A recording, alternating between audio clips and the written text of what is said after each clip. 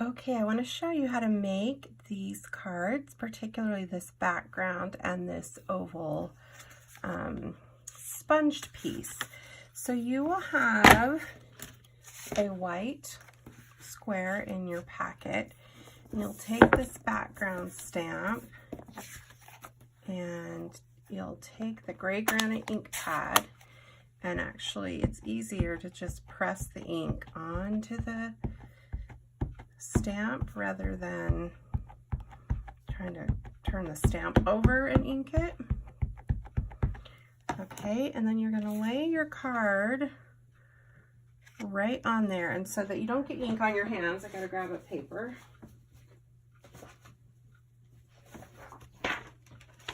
Sorry, let's have that ready. You'll just take a spare piece of paper and kind of rub all around your edges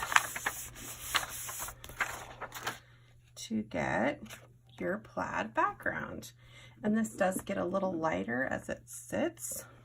Now you will notice in this card that there are some blue lines in this background, and you get to draw those yourself. So I love that buffalo check background because you can make it any color, and then with your markers, or I'm actually using the blends on this one, you can add any color you want. So the middle is going to be covered, so you don't really have to draw a line all the way across, but it's easier for me to just do it. And you just take a ruler in the center of your white lines and draw. And I'm using the pointed tip versus the brush tip of the blends. And then you would do it going the other way until you've filled out your whole background piece. So that's how you do that background. And then that will just attach to the base of your card like so. And then to make your window oval, I'll have these little pieces already cut for you that lay exactly over it. And to keep it from slipping, I'm going to put some washi tape down just to try to hold it in place a little. And then come in with a sponge.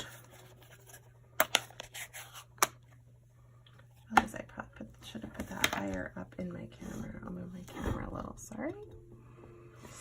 And here I just sort of lightly spun, not lightly, but not as, here I like pushed really hard and smeared around. So we'll see what happens this time. If you want to make it easy, you can just kind of sponge lightly in there and get more of that mottled look.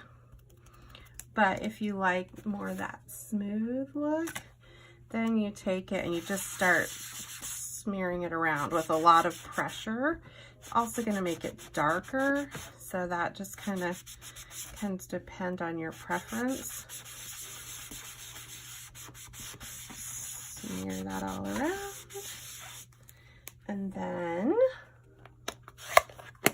when you lift it, you have your little inside, that little circle, oval piece. I keep saying circle, it's an oval. And then you just come in with your trees in Night of Navy and stamp them right over the middle.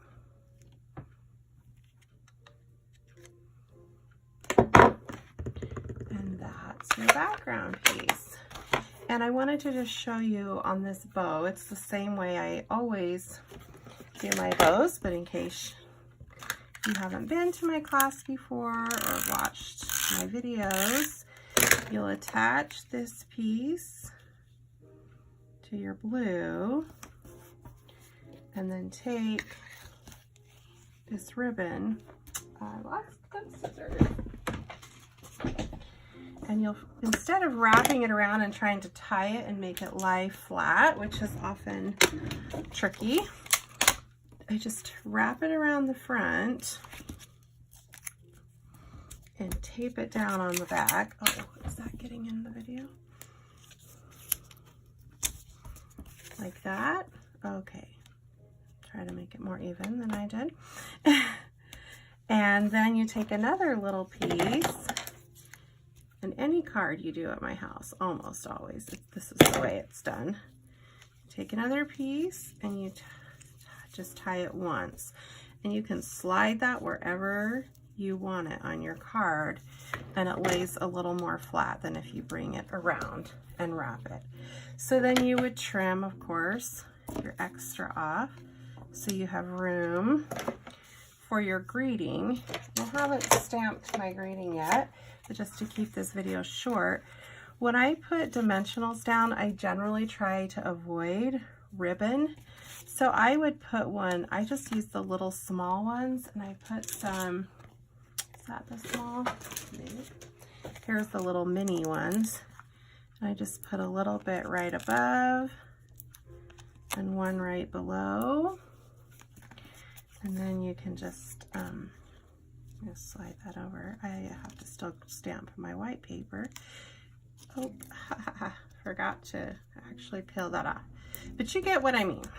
So you would peel that, stick that on, and then you would attach this whole thing to your card also with dimensionals, if you can see that.